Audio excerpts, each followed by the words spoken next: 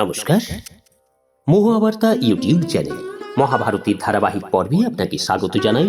আজকের পর্ব মার্কণ্ডেয় মুনির বাল মুকুন্দ দর্শন এবং তার মহিমা বর্ণনা।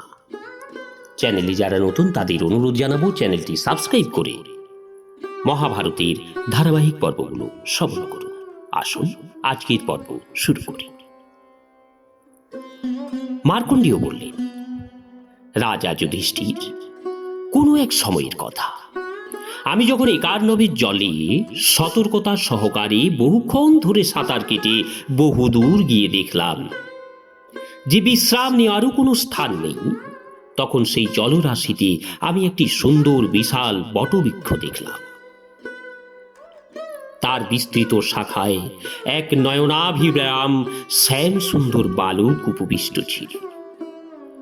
পদ্মের মতো তার সুন্দর কোমল মুখ, বিশাল নেত্র।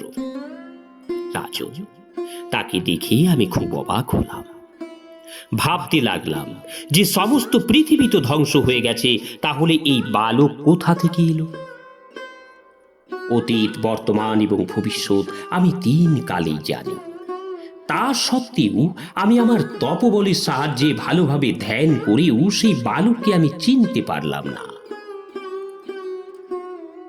সেই বালক, যার গাত্রবর্ণ অতসী পুষ্পের ন্যায় শ্যাম ও সুন্দর এবং বক্ষস্থলে শ্রীবৎস শোভায়মান, তখন আমার কর্ণে অমৃত বর্ষণ করে বললেন, মার্কণ্ডেয়, আমি জানি তুমি খুব পরিশ্রান্ত, তোমার বিশ্রামের প্রয়োজন। সুতরাং হে মুনিবর, তোমাকে কৃপা করে আমি এই নিবাস দিচ্ছি। বালক এই কথা বলায় আমার দীর্ঘ জীবন এবং মনুষ্য শরীরের উপর বড় খেদ জন্মালো। এর মধ্যে বালকটি মুখ হাঁ করল এবং দৈবযোগে অবশ হয়ে আমি তার মধ্যে প্রবেশ করে তার উদরে ঢুকে পড়লাম। সেখানে সমস্ত রাজ্য এবং সমস্ত নগরী পরিপূর্ণ এই পৃথিবী দেখতে পেলাম। আমি সেখানে গঙ্গা, যমুনা, চন্দ্রভাগা, সরস্বতী, সিন্ধু, নর্মদা, কাবেরী ইত্যাদি নদীগুলিও দেখলাম এবং রত্ন ও জল জন্তুপূর্ণ সমুদ্র, সূর্য চন্দ্রে শোভায়মান আকাশ এবং পৃথিবীর নানা বন উপবনও দেখতে পেলাম। সেখানে আমি বর্ণাশ্রম ধর্ম যথারীতি পালন হতে দেখেছি। ব্রাহ্মণরা যখন যাজন করছিলেন, ক্ষত্রিয় রাজা সকল বর্ণের প্রজাদের মনোরঞ্জন করছিলেন, সকলকে সুখী এবং প্রসন্ন করছিলেন, বৈশ্যরা চাষবাস এবং ব্যবসায় লিপ্ত ছিলেন, শূদ্ররা তিন জাতির সেবায় ব্যাপৃত ছিলেন। তারপর সেই মহাত্মার উদরের মধ্যে ভ্রমণ করতে করতে এগিয়ে গেলে আমি হিমবান, হেমকূট, নিষদ, শ্বেতগিরি, গন্ধমাদন, মন্দরাচল, নীলগিরি, মেরু, বিন্ধ্যাচল, মলয়, পারিয়াত্র ইত্যাদি যত পর্বত আছে সব আমি দেখতে পেলাম।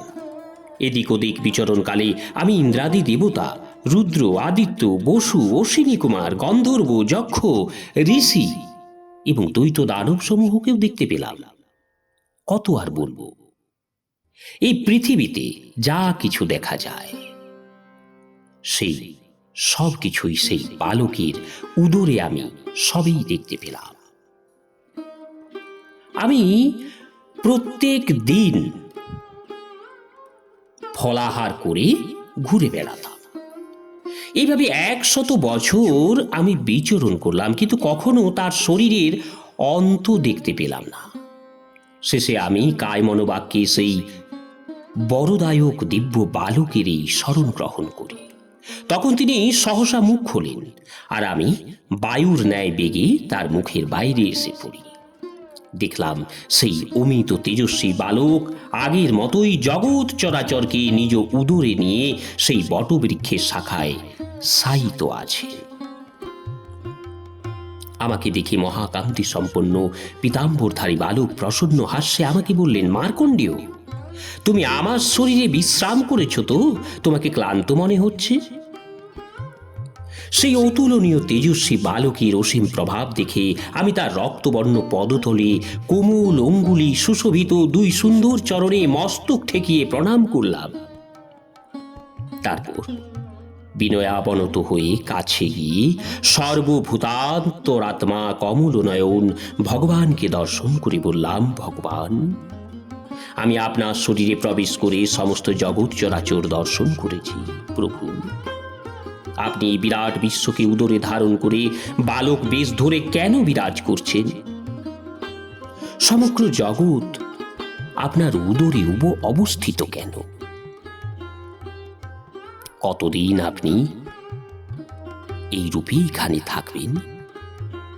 আমার প্রার্থনা শুনে বক্তাদের মধ্যে শ্রেষ্ঠ দেবাদিদেব পরমেশ্বর আমাকে সান্ত্বনা দিয়ে বললেন, বিপ্রবর, দেবতারা আমার স্বরূপ ঠিকমতো জানেন না। তোমার প্রতি প্রেমে আমি তোমাকে জানাচ্ছি কিভাবে আমি জগৎ সৃষ্টি করেছি। তুমি পিতৃভক্ত এবং মহান ব্রহ্মচর্য পালন করেছ। এতদ ব্যতীত তুমি আমার শরণাগত, তাই তুমি আমার স্বরূপ দর্শন করেছ। পূর্বকালে আমি জলের নাম রেখেছিলাম নারা, আর সেই নারা হলো আমার অয়ন বা বাসস্থান। তাই আমি নারায়ণ নামে খ্যাত। আমি সকলের উৎপত্তির কারণ, সনাতন এবং অবিনাশী। সমস্ত প্রাণী সৃষ্টি সংহার কর্তা আমি। ব্রহ্মা আমি, বিষ্ণু আমি, ইন্দ্র আমি, কুবের আমি, শিব আমি, সোম আমি, প্রজাপতি আমি, কশ্যপ আমি, ধাতা বিধাতা যজ্ঞ আমি। অগ্নি আমার মুখ, পৃথিবী আমার চরণ, চন্দ্র এবং সূর্য নেত্র, দুলোক আমার মস্তক, আকাশ এবং 10 দিক আমার কান। আমার ঘর্ম থেকে জল উৎপন্ন হয়েছে, বায়ু আমার মনে অবস্থিত।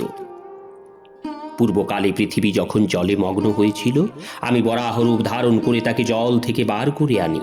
ব্রাহ্মণ আমার মুখ, ক্ষত্রিয় আমার 2 বাহু, বৈশ্য আমার উরু, শূদ্র আমার চরণ।